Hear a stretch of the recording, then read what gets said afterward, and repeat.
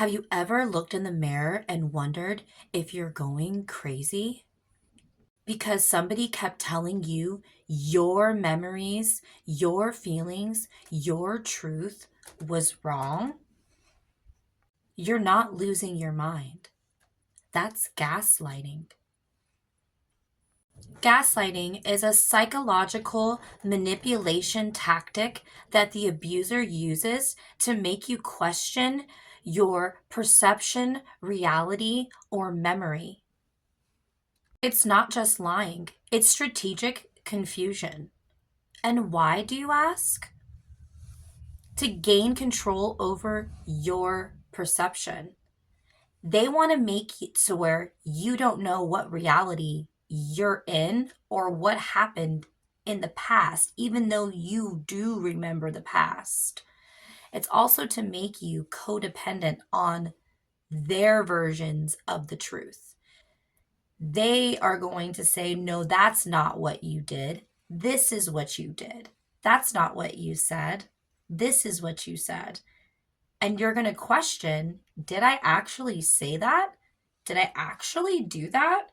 Now, unless you're blacked out drunk or something, you normally, as a human being, remember what happens in our minds, right? And another reason is to erode your confidence until you no longer trust your own self. That's a big key point of the gaslighting. It's to erode you, your confidence, your mind, your worth, the way you are. So that way you're absolutely codependent upon the other partner that you have. So how does gaslighting work, you ask? Well, it starts with a few key factors. One being the denial of reality. And that has a lot to do with the start of the actual psychological manipulation. So first, they'll deny obvious facts, even when there's proof. They'll say phrases like, I never said that, or you're imagining things, or you don't know what you're talking about. The excessive contradictions makes you question your memory, and soon you start checking with them before even believing yourself. Number 2 is rewriting history. They subtly will twist events to favor them or confuse you. They'll say phrases like, that's not how it happened, or you were overreacting. It really wasn't that bad. Now, they are in control of the narrative, not just the event. And also, too, something that I notice is somebody that's gaslighting you will tend to gaslight you in front of other individuals that were not there at the event or the thing or the privacy of your home that you were at. They will gaslight you with other people there to embarrass you furthermore. Number 3 is emotional confusion. They mix in love, affection, and occasional validation, so you chase their approval, not the truth. It becomes a toxic push-pull of maybe it's me, or maybe they're right, I'm wrong. You stop talking to others because you fear you're sounding crazy or over dramatic. That silence is exactly what they want: control and power through confusion and coercion and living in shame. Some common gaslighting phrases are, you're too sensitive, that never happened, you're remembering it wrong, you're crazy and everyone thinks so, I was just joking, you take everything the wrong way, you're too serious, you're so sensitive. Each phrase chips away at your trust, one denial at a time. The psychological impact of a narcissist gaslighting their victim is immensely critical. They make you doubt your perception of reality.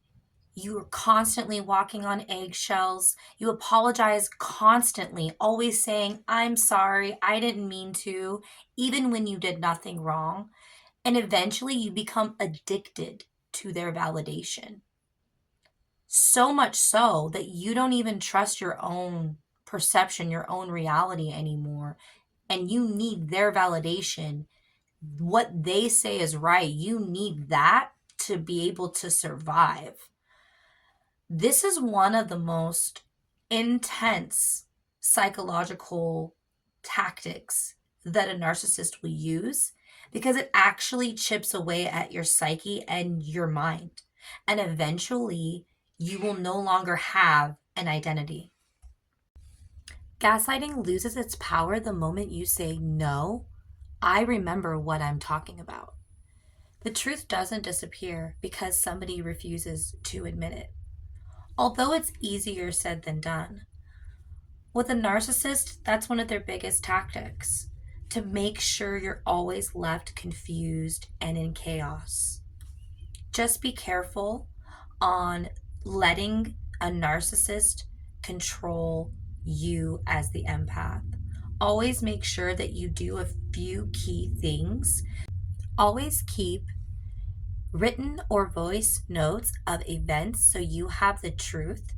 Save screenshots, text messages, emails, anything that you have personally regarding anything that you've done with the narcissist is very important. Talk to trusted friends or therapists who can confirm your reality. Staying grounded is very important with that as well. And make sure you keep a few friends that he or she does not know about. The narcissist tends to like to ruin friendships, relationships, different types of ways that you could get a different perception of reality. They will try to break that up when you get with them. So they'll even try to ruin things with you and your mom. Like, you know what I mean? If you and your mom are close, that is not uncommon with a narcissist, actually. They do that very well. And they will gaslight your mom even into thinking that, a certain way, if things are going a certain way or you're being a certain way, things of that nature. They will do things like this. You cannot second guess that and think, "Oh, that person would never do that to me. He or she's so charming." No, they will. Oh, they will.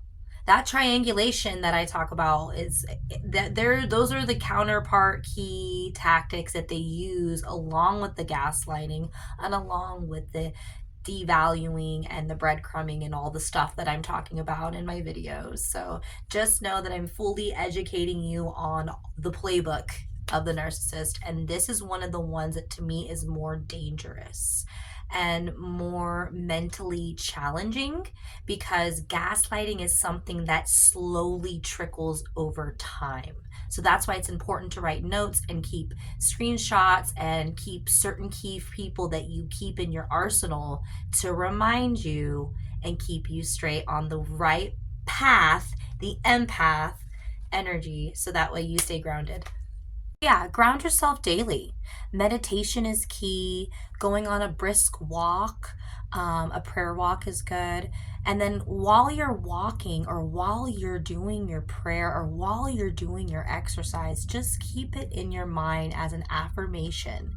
Say to yourself, "My perception is valid. My memory is real. My emotions are my truth." Rebuilding your self trust slowly each time you say, "No, that did happen," you do take your power back against the narcissist. And that is a key point that I want to let you guys know. So, anytime you question your reality, love, just know you're not crazy. You were conditioned to believe that you were. The moment you start believing yourself again, the spell breaks. The gaslighting can only continue if you let the manipulation happen with the narcissist.